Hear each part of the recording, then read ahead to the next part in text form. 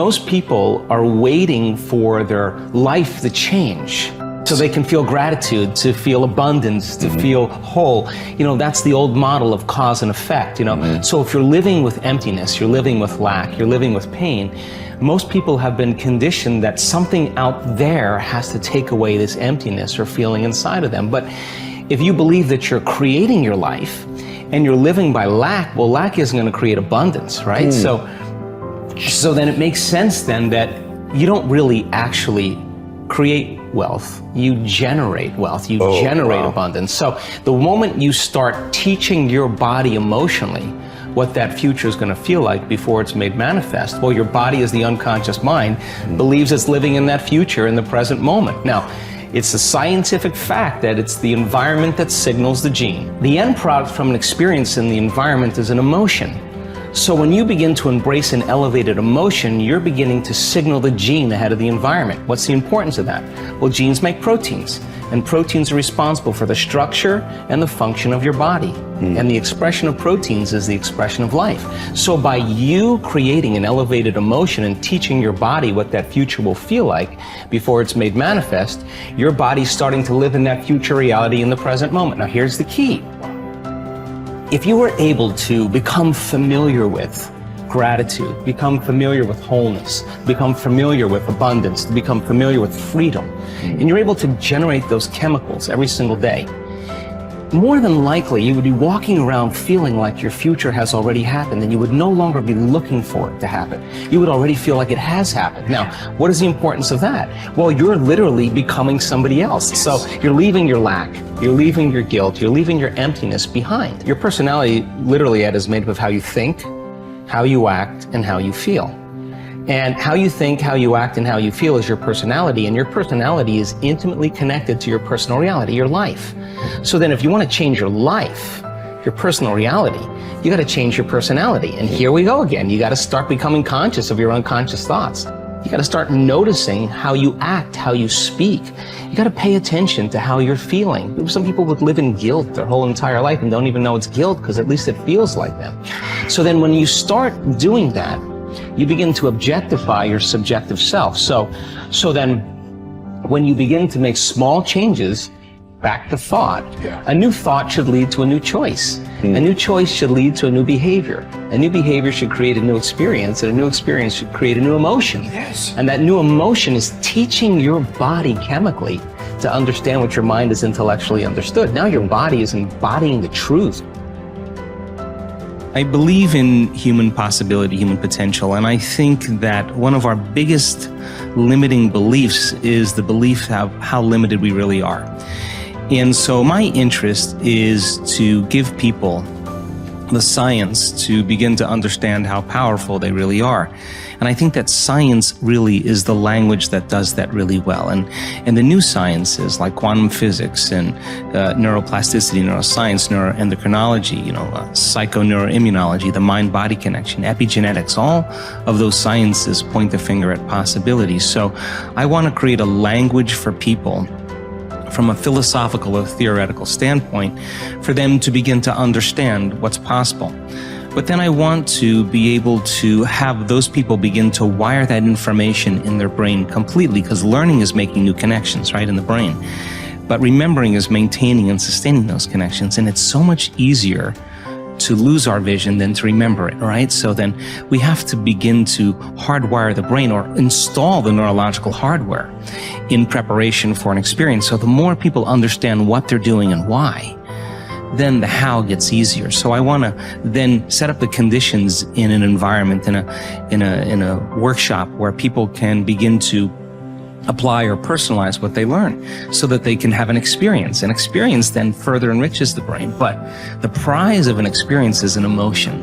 And once you start feeling unlimited, once you start feeling abundant, once you start feeling worthy, now you're teaching your body chemically to understand what your mind has intellectually understood. So knowledge is for the mind and experiences for the body, and people begin to embody the truth of that philosophy. Now, if they can repeat it over and over again, it'll become innate in them. It'll become natural, second nature, it'll become easy. They'll begin to master that philosophy. So I want people to begin to understand that thoughts are very powerful. Feelings drive our thoughts, and that they can begin to create a better life for themselves once they understand some of these principles.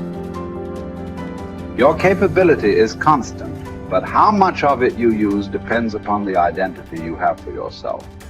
For example, if you feel certain that you are an outgoing, outrageous person, you'll tap the resources of behavior that match your identity.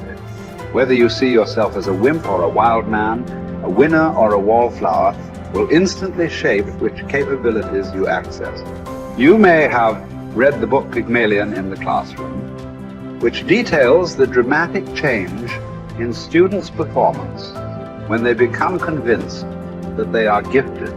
Time and again, researchers have shown that students' capabilities are powerfully impacted by the identities they develop for themselves as the result of teachers' belief in their level of intelligence. In one study, a group of teachers were told that certain students in their classes were truly gifted and to make sure that they challenged them to continue to expand. As can be expected, these children became the top achievers in their class. What makes this study significant is that these students had not actually demonstrated higher levels of intelligence. And in fact, some had previously been labeled poor students. Yet it was their sense of certainty that they were superior, which had been instilled by a teacher's false belief, that triggered their success. The impact of this principle is not limited to students. The kind of person other people perceive you to be controls their responses to you. Often this has nothing to do with your true character. For example, if a person sees you as a crook, even if you're an honest person and do good things, this person will search for the sinister motive behind your acts. What's worse is that after making a positive change, we often allow others in our environment who have not changed their image of us to anchor our own emotions and beliefs back into our old behaviors and identities. We all need to remember that we have tremendous power to influence the identities of those we care about most. The best effect of fine persons is felt after we have left their presence. Ralph Waldo Emerson. We all will act consistently with our views of who we truly are, whether that view is accurate or not. The reason is that one of the strongest forces in the human organism is the need for consistency. Throughout our lives, we've been socialized to link massive pain to inconsistency and pleasure to being consistent. Think about it. What labels do we attach to people who say one thing and then do another, who claim to be one way and then behave another? We call them hypocritical, fickle, unstable, unreliable, wishy-washy, scatterbrained, flaky, untrustworthy. Would you like to have these labels attached to you? Would you even like to think of yourself in this way? The answer is obvious. A resounding no as a result whenever we take a stand, especially a public stand, and state what we believe, who we are, or what we're about. We experience intense pressure to remain consistent with that stand, regardless of what that inflexibility may cost us in the future. Conversely, there are tremendous rewards for remaining consistent with our stated identities. What do we call people who are consistent? We use words like trustworthy, loyal, steady, solid, intelligent, stable, rational, true blue. How would you like to have people consistently use these labels to describe you?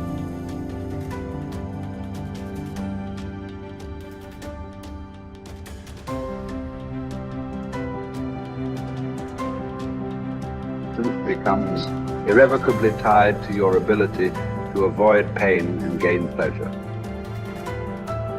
Life is a game we are all bound to lose. The man who looks for the morrow without worrying over it knows a peaceful independence and a happiness beyond all others. Whoever has said, "I have lived," receives a windfall every day he gets up in the morning. Confronting the worst-case scenario saps it of much of its anxiety, inducing power. Happiness reached via positive thinking can be fleeting and brittle. Negative visualization generates a vastly more dependable calm. It is a ridiculous thing for a man not to fly from his own badness, which is indeed possible, but to fly from other men's badness, which is impossible. Hour by hour resolve firmly to do what comes to hand with dignity and with humanity, independence, and justice.